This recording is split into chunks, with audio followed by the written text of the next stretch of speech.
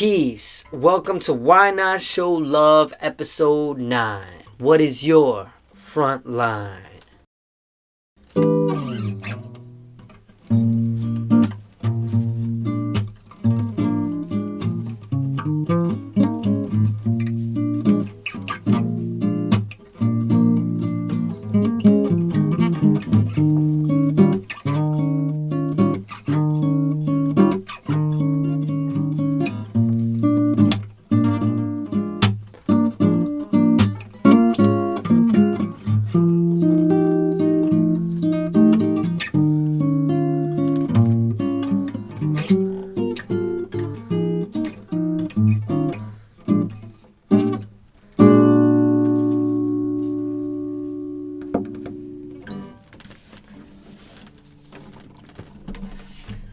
My name is Artivist, educator, and founder of Creative Expressions.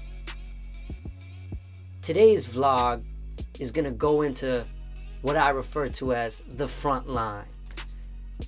Now, we've heard the term front lines being used right now in this time, particularly to address protesters that are out there, as well as frontline workers such as people in the hospitals, essential workers, and all of that.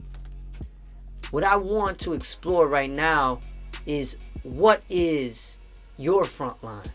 So I'm going to start by going into my front line. The main thing that I am addressing within myself and standing on as a front line is the way my mind has been conditioned by society, parents, schools, and I'm unlearning all of these things. So when I'm either out there in a protest, I know what I'm out there for. Primarily what I'm out there for is to enforce policy and systematic change. I'm also there to observe certain things and see what's going on. Another front line I'm standing on is reform.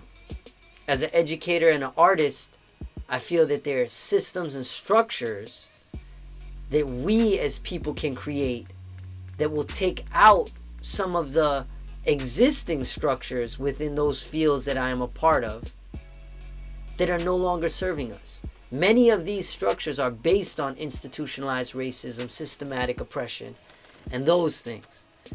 Also, with the gardening you might have seen me doing in some of my posts, it's personally to eat food and be able to save money on groceries, because if you may not know, you can use food stamps, which now we've gotten on, SNAP benefits, look them up, to purchase fully organic produce. Now, instead of going to Whole Foods, which is Amazon, or Trader Joe's, which are large corporations, you can use this in not only mom and pop shops, but at farmers markets, which sell organic produce way cheaper than something like a Whole Foods. In my neighborhood of Southeast Queens, Southside, Jamaica, Queens to be specific, the farmers market here does not offer any organic produce. When we asked them, is it organic? They said, oh, it's not GMO and they don't use pesticides. Basically, they say no. But if you go 5 train stations further, I live by Sutphin, to Forest Hills, all of the farmers that are from upstate choose to come over there to sell their organic produce.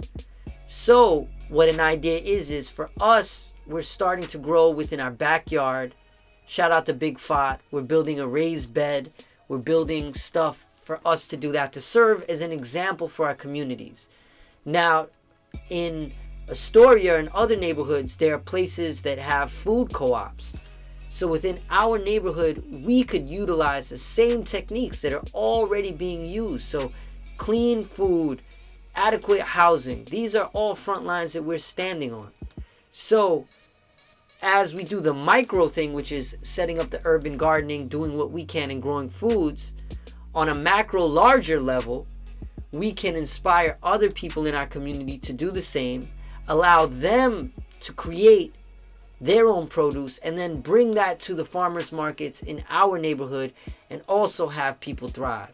this is an example of standing on a particular front line that not only benefits us individually and on a personal level, but on the larger level as well.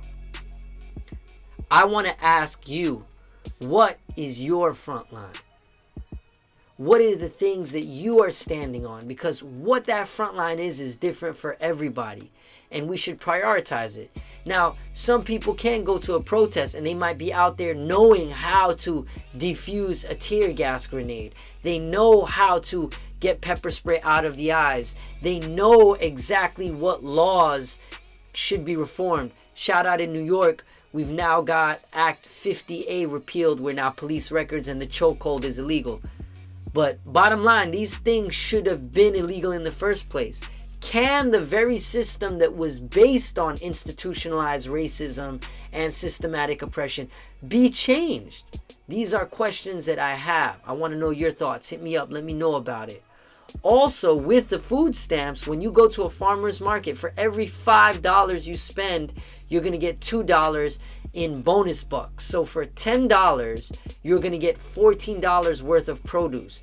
That $14 can't buy you much in those large corporate places that sell you packaged organic food, but can buy you a lot of things within a farmer's market.